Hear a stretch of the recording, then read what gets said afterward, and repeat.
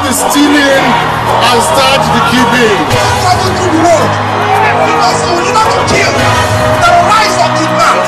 When the country the church is in your hand. Get your PVC and let the march to the church. It's in respect to petition I submitted to 5 agencies of the federal government of the Federal Republic of Nigeria: the EFCC, ICPC, Code of Conduct Bureau, the IGP, and the chairman, NDLEA. And permit me to read direct from the petition. The petition is actually in support of the position publicly taken by Festus Keyamo SAN, and my petition is to support his support for the 72-hour ultimatum to arrest, invite, interrogate, and prosecute one Alhaji Atiku Abubakar, and then request for Asiwaju Bola Ahmed Tinubu and Peter Obi to be included. I write this petition in support of the petition submitted to you by one Festus Keyamo SAN, and I wish to adopt all the facts, requests, demands he made in the petition as mine, with additional request that his request should be expanded to include the other 2 major candidates in the forthcoming 2023 general election. The candidates to be added to your investigation are Asiwaju Bola Ahmed Tinubu of the All Progressive Congress APC and Mr. Peter Obi of the Labour Party. The issues to be investigated on the additional 2 candidates are: on Asiwaju Bola Ahmed Tinubu, we need to know there is urgent need to conduct investigation over strong allegations on his true identity and age. Nigerians deserve to know the truth about the alleged connection between 70 years old Asiwaju Ahmed Tinubu of Lagos State and 85 years Lamidi Amoda Sangodele from Iragbiji in Osun State. Nigerians deserve to know if both are one and the same person. That will also clear some doubts and concerns concerning the issues of the primary school and secondary schools he attended, and consequentially resolve the puzzles surrounding his school certificates. 2. The investigation on that, they need to investigate the allegation of conviction of drug-related crimes in the United States and promptly inform Nigerians of the allegation of what happened, the outcome of the investigation. Nigerian voters deserve to know if Asiwaju Ahmed Tinubu actually forfeited the sum of $460,000 to the United States of America for his conviction on narcotics trafficking and money laundering. 3. There are photos and video evidence. This one does not need a whistleblower. Nigerians saw that, of money laundering with bullion van in his private home on the eve of the 2019 presidential election. What did the bullion van deliver at the residence and for what purpose? 4. Compelling allegations of corruption and misappropriation of funds and conversion of properties belonging to the state government and Lagos state government. It is in the public domain that his current private homes, 126 Bodilon Road, Ikoyi, Lagos, and 2, the one at Joseph Martin Street off General T.Y. Danjuma Street, Asokoro, and the head office of the TVC at 1 Continental Way, Ikos, Ketu, all belong to Lagos state government. Your investigation will disclose to Nigerians at what point the Lagos state government was divested of the interest in the choice properties and At what terms? 5. The allegation of using Alpha Beta as the SPV for tax consultancy while serving as the governor of Lagos State. I don't need to define the meaning of SPV because this petition is in support of what Keyamo has written and he explained it. 6. The maintenance of domiciliary accounts while serving as a senator of the Federal Republic of Nigeria, despite the express provisions in the Code of Conduct for Public Officers. These concerns are more worrisome as there are strong allegations that the accounts through which monies were forfeited in the drug prosecution case in the United States remained active even when Asiwaju Bola Ahmed Tinubu was the governor of Lagos State. Mr. Peter Obi of Labour Party, the presidential candidate of Labour Party, served the people of Anambra State as a governor. There are certain issues of concern that your agencies need to investigate on. If you had investigated them in the past, Nigerians deserve to know the outcome of your investigation. They are 1. Allegation of allocation of Anambra State land to a company belonging to his family, Sabimila Nigeria Limited, the producers of Hero Beer, and the investment of over $20 million, equivalent to about 30 billion naira in the same company, when the company allegedly had financial challenges to start productions. 2.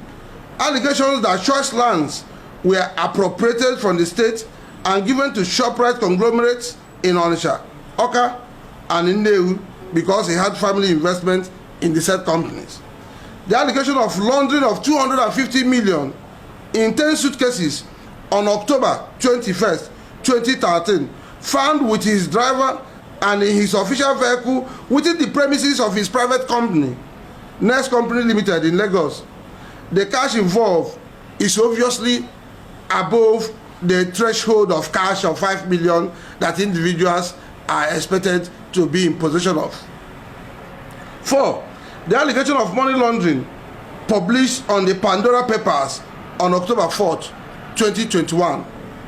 5. The allegation of mass murder of 25 bodies found in Ezu River between January 19, 2013 and January 20, 2013, and other human rights abuses allegedly perpetrated in the state when he was the governor, using the notorious Nigerian Police Department known as SARS, with office in Okuzu, Anambra State. 6.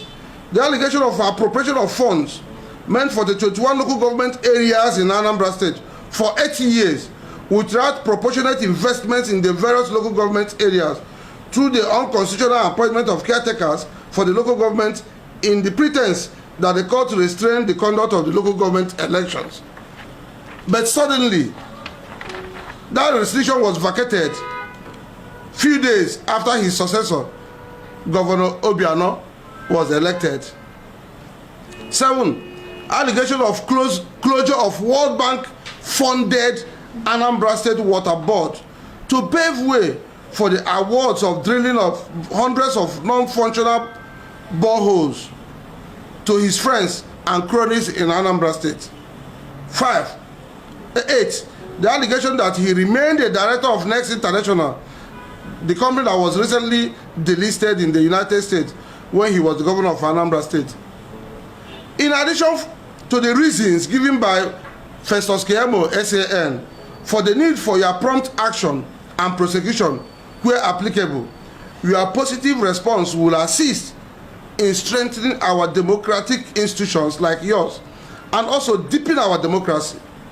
If any issue raised above had been investigated in the past by your agency, the report should be made public, while steps should be taken to ensure enforcement of our laws. I am aware that the Supreme Court of Nigeria has consistently held that unless a candidate is indicted by the courts, he cannot be disqualified from participating in any election, any elective position. I also know that we have less than 5 weeks to the presidential election, And as such, it will be practically impossible for the Supreme Court of Nigeria to make any final pronouncement on the indictment of any of the candidates. Therefore, I believe that my demanding for the disqualification of any of the candidates at this point could be considered a show of desperation to stop a candidate that seems to be acceptable to Nigerians to Nigerians, or deliberate efforts to engage in drama meant to entertain myself or constitution of public nuisance. However, I still support the request of the learned say for the investigation and possible prosecution of any of the indicted candidates as a way of sanitizing our electoral system. Finally,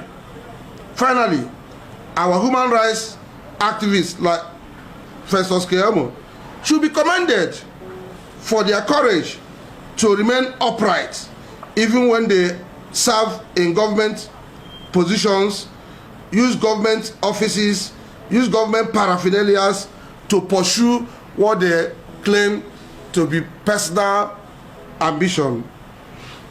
I am a member of the People's Democratic Party, and despite my belief that Mr. Michael Achimugu is a comedian providing comic relief to the tense campaigns at the moment, there is a higher duty of patriotism that selfless activists like Keyamo should be supported at all times, and I'm supporting him at this point.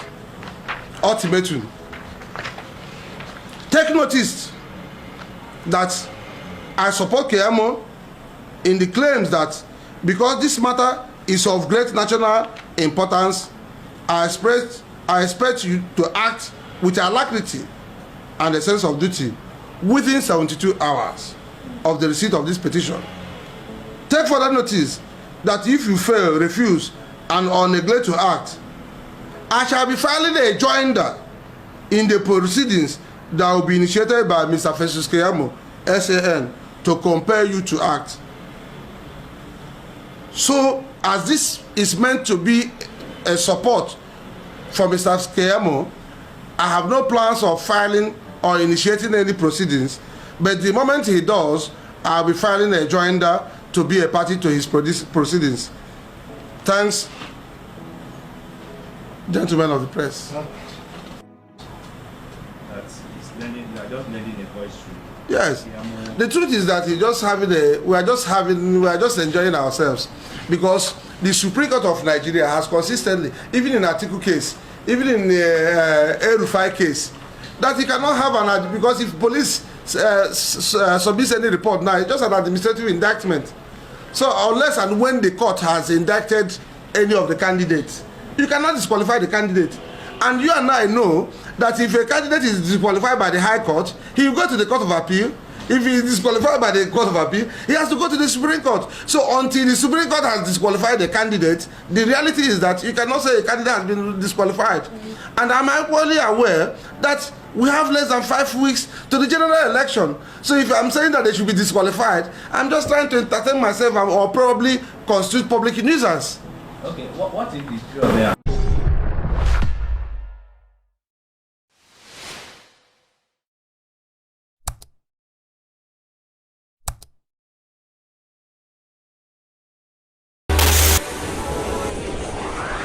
JuJu TV.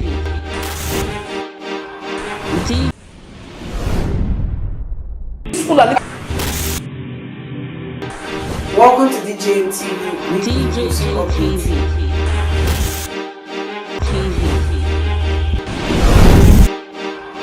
JuJu TV.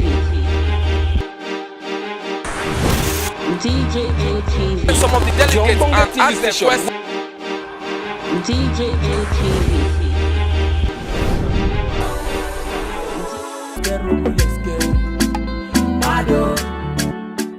JuJu TV. JuJu TV. JuJu TV.